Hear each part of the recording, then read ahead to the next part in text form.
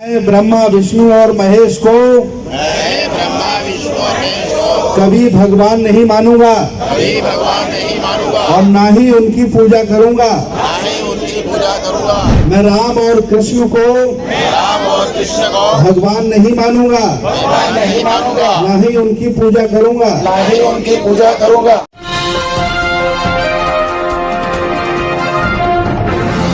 साथियों नमस्कार, मैं हूं नीरज पटेल और आप देख रहे हैं नेशन जनमत। भारतीय जनता पार्टी और आरएसएस का शीर्ष नेतृत्व इस समय रिंकिया के पापा यानी कि मनोज तिवारी से बेहद नाराज होंगे कि वो 22 प्रतिज्ञाएं जिनको हमने बाबा साहब की किताबों में दफन कर दिया था, उन प्रतिज्ञाओं को मनोज तिवारी के चक्कर में घर घर पहुंचा दिया गया है। अंबेडकरवादियों, बुद्धिस्टों और राजेंद्र पाल गौतम जी जैसे लोगों को धन्यवाद देना चाहिए, मनोज तिवारी जैसे नेताओं को, कि अगर वो विरोध प्रदर्शन ना करते, ये दलाल भांड कॉरपोरेट दरबारी मीडिया इस मुद्दे को ना उठाती तो शायद पूरे देश में इन प्रतिज्ञाओं की चर्चा ना होती। पहले दिल्ली में दोहराई गई, फिर लखनऊ में बड़ा आयोजन किया गया, इसके बाद जम्मू में किया गया, जयपुर में किया गया, अब मोदी और शाह के गढ़ गुजरात के सूरत से वीडियो आ रहा है जिसमें बौद्ध भिक्षु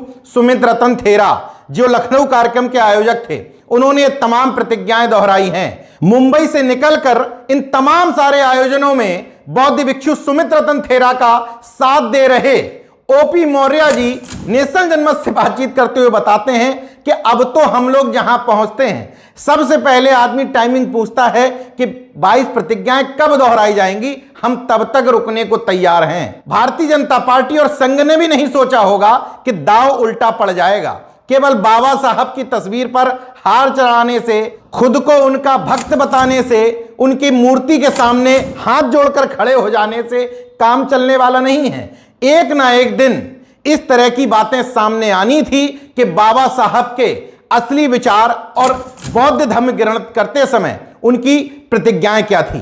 तो भारतीय जनता पार्टी संघ समेत अरविंद केजरीवाल का असली चेहरा सामने आ गया।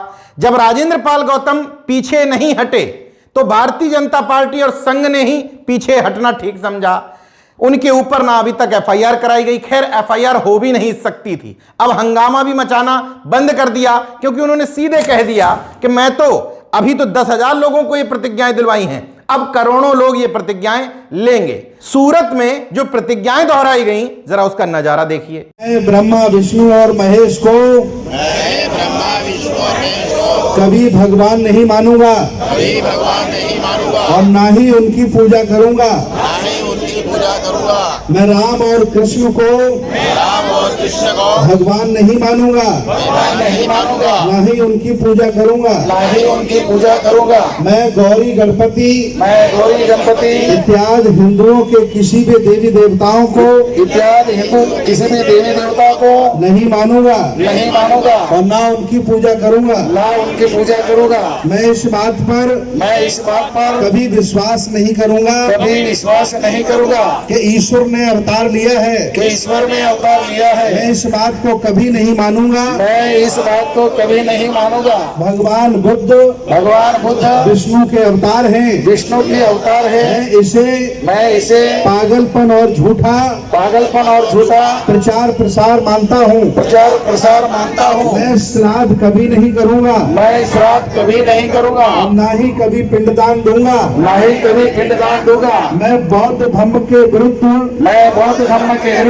कोई भी आचरण नहीं करूँगा। मैं कोई भी क्रियाक्रम बामनों के हाथों नहीं कराऊंगा। मैं इस सिद्धांत को मानता हूँ। सभी मनुष्य एक समान है। मैं समानता की स्थापना का प्रयत्न करूँगा।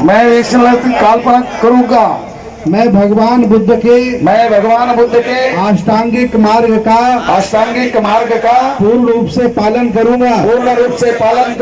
मैं भगवान बुद्ध द्वारा बताई गई 10 पारमिताओं का पूर्ण पालन करूंगा। मैं प्राणी मात्र पर दया रखूंगा।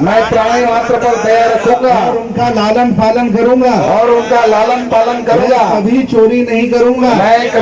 चोरी नहीं करूंगा, मैं कभी झूठ नहीं बोलूंगा, मैं कभी झूठ नहीं बोलूंगा, मैं कभी व्यभिचार नहीं करूंगा, मैं कभी व्यभिचार नहीं करूंगा, मैं कभी शराब, मैं कभी शराब, ड्रग्स, मादक पदार्थों का मादक पदार्थों का सेवन नहीं करूंगा। सेवन नहीं करूंगा। मैं अपने जीवन को मैं अपने जीवन को बुद्ध धम्म के 3 तत्व, बौद्ध धर्म के 3 तत्व, ज्ञानशील और करुणा ज्ञानशील और करुणा के अनुसार ढालने का प्रयास करूंगा। ढालने का प्रयास करूंगा। मैं मनुष्य मात्र के उत्कर्ष के हानिकारक मनुष्य मात्र को असमान व नीच मानने वाले हिंदू धर्म को पूरी तरह त्याग करता हूँ।